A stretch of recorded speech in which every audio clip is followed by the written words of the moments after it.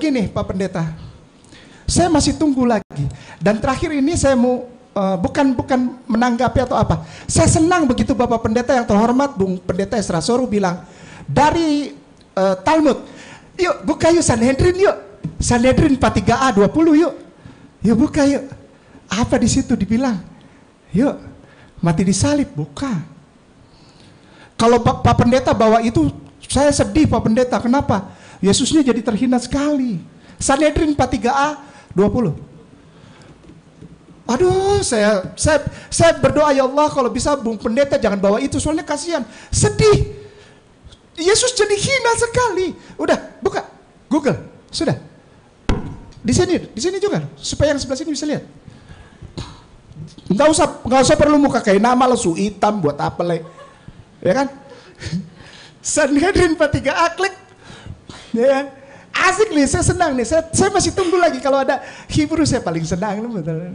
Asli nih. Berkah buat saya dari Pak Pendeta Esra Soru nih. 43a, cari angka 20. Angka 20. Nah, dia tahu. Ada. Udah 20.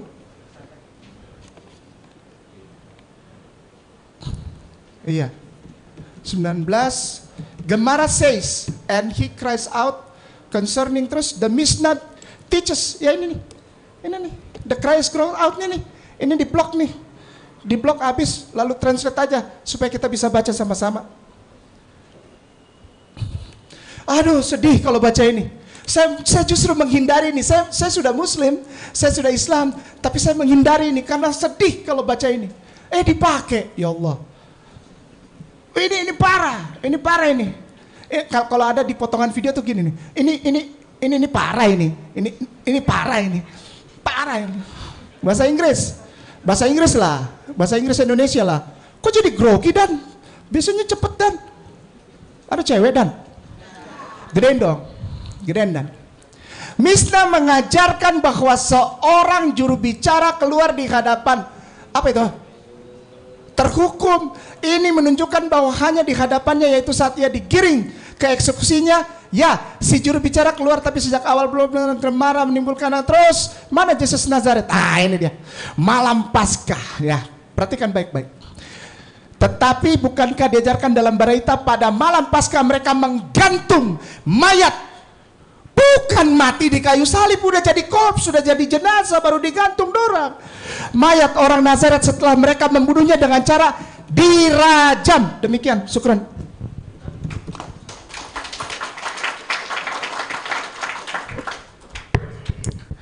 Oke. Saya kira Pak Kainama ini tidak perhatikan apa yang saya omong tadi. Saya mengatakan dan membaca Injil Lukas pasal 1 untuk menunjukkan bahwa di dalam menulis Injilnya, Lukas itu mengambil data dari para saksi mata. Saya tidak mengatakan bahwa Lukas itu rasul atau dia saksi mata. Bapak bisa bedakan itu atau tidak?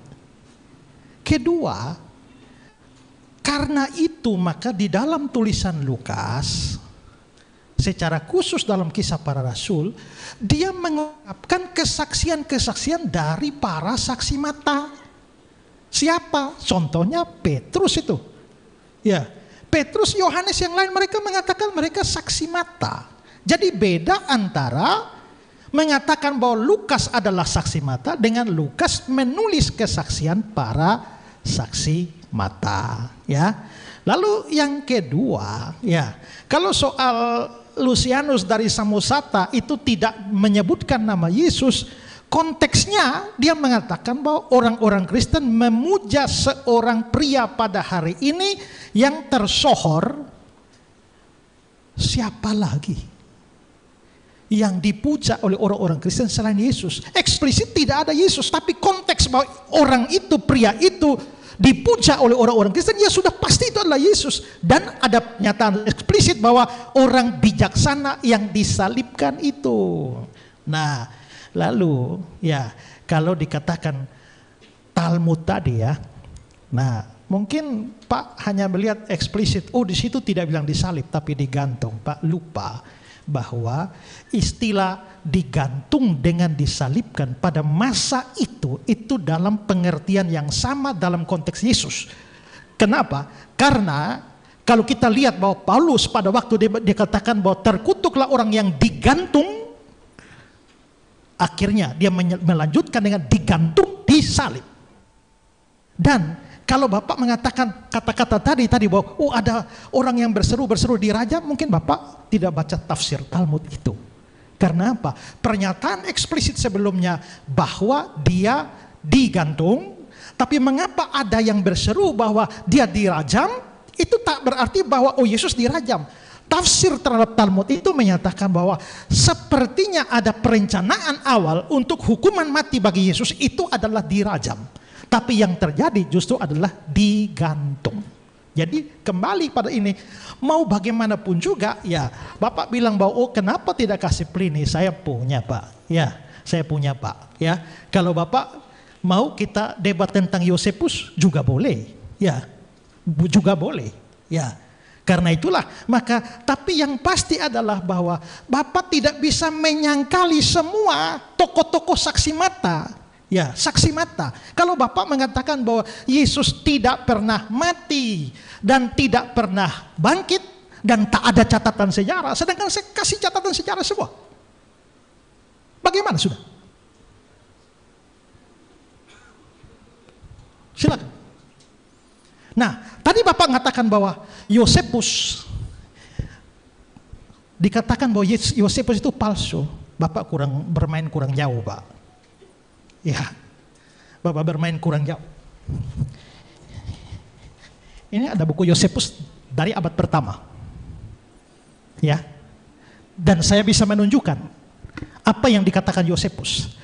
Tapi Pak Pusti tahu bahwa di dalam kalangan para sarjana, pandangan tentang tulisan Yosefus itu ada 3. Yang pertama, menganggap bahwa semua kata-kata di dalam Antiquities of the Jews, yaitu Testimonium Flavianum itu, ada pandangan sarjana pertama mengatakan bahwa semua kata-kata asli dari Yosefus. Sementara pandangan kedua mengatakan semuanya palsu. Dan pandangan pertama dan kedua yang semua asli semua palsu, Pak tahu itu pandangan para sarjana yang minor sekali, Pak. Sementara mayoritas sarjana yang saya bisa berikan semua di sini, mayoritas sarjana percaya. Ini ngomong sejarah. Maka para ahli sejarah terlepas dari bias tentang iman mereka, menunjukkan bahwa memang ada bagian-bagian, sedapatnya ada 3 bagian di dalam kutipan itu yang kelihatannya tidak asli dari Yosefus, tapi sisanya yang lain dari manuskrip yang ada semua asli. Dan salah satu bagian yang asli itu menyatakan bahwa Yesus itu mati di bawah Pontius Pilatus. Itu tidak pernah diragukan, Pak. Jadi Bapak main kurang jauh kalau Bapak langsung mengatakan bahwa semuanya tidak asli. Itu minor. Gitu. Jadi bukti bahwa Yesus mati dan bangkit tetap kuat. Baik, boleh tanggapi. Sebelum untuk pelanjutan tanggapan, saya akan mengingatkan kembali 9 menit lagi kita akan jeda untuk maghrib ya Pak. Jadi untuk waktunya nanti akan tetap dilanjutkan setelah 9 menit lagi. Jika sudah bangkit 5.30. Oke, baik silakan. Apa yang ingin ditanggapi? Gak ada yang ditanggapi ya? Tidak ada yang tanggap. Nah, kalau dia tidak ada tanggapan lagi, artinya itu berakhir dengan saya menunjukkan sebuah bukti dari Alkitab, dari Bapak Gereja yang kalau saya mau kasih panjang lagi ada banyak, dan dari penulis-penulis sekuler yang non-Kristen. Dan itu memberikan konfirmasi bahwa Yesus mati dan bangkit. Nah, mungkin jadi soal sekarang ini adalah bahwa ya, kenapa ya? Kok orang Kristen itu kok ngotot mati dan bangkit?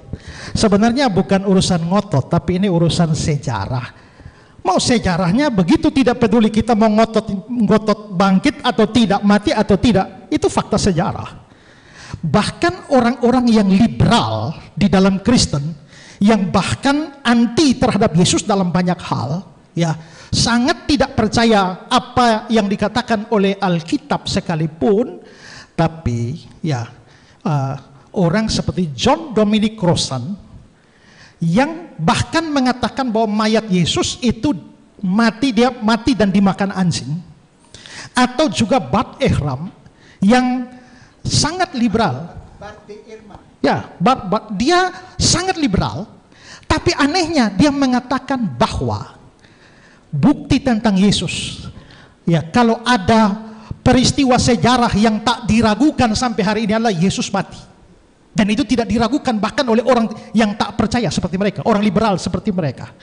Nah, jadi ini bukan soal ngotot, tapi soal fakta sejarahnya. Dan kalau secara teologis, kenapa sih kok kami orang Kristen percaya Yesus mati dan bangkit? Karena kami percaya dia juru selamat. Nah, dia juru selamat artinya dia menyelamatkan kami, dia menyelamatkan manusia.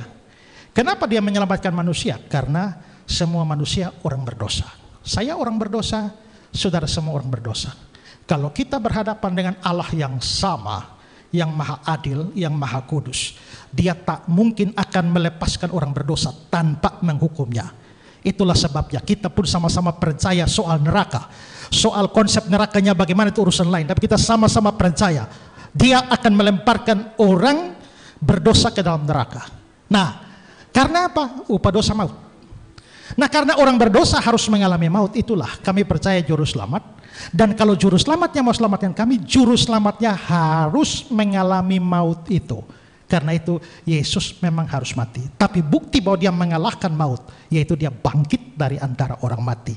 Dan kepercayaan itulah yang akan menyelamatkan orang yang percaya. Menurut surat Roma pasal yang ke-10 ayat yang ke-9, jika kamu mengaku dengan mulutmu bahwa Yesus adalah Tuhan dan percaya dalam hatimu bahwa Allah telah membangkitkan dia dari antara orang mati, maka kamu akan diselamatkan. Artinya kalau kamu tidak percaya, kamu tidak akan selamat. Saudara dan saya orang berdosa akan binasa semua, kecuali saudara punya juru selamat yang mati tanggung dosa saudara dan saya. Kecuali itu, maka tanggung sendiri-sendiri binasa selama-lamanya di dalam neraka. Dan saya sudah menunjukkan bukti bahwa Yesus benar-benar mati dan bangkit, dan bukti yang saya berikan tidak bisa dibantah.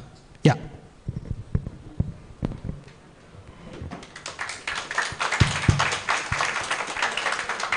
Oke, baik, untuk dari Pendeta Ezra mungkin kita tutup dulu dengan istirahat, kemudian kita akan lanjutkan kembali di babak berikutnya ya. Untuk timernya boleh di save.